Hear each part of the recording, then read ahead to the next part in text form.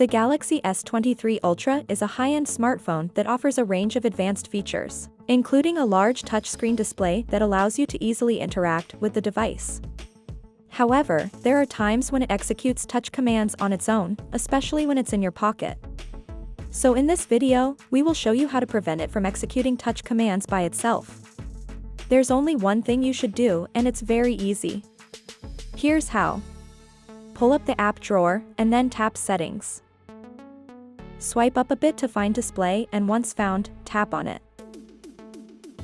Swipe up once again to find the option, Accidental Touch Protection. Once found, tap the switch next to it to enable it. What it does is protect your phone from accidental touches when it's in a dark place, such as inside a purse or your pocket. So once you enable the option, you don't have to worry about your phone opening all kinds of stuff without your permission. We hope this guide can help you. Thanks for watching.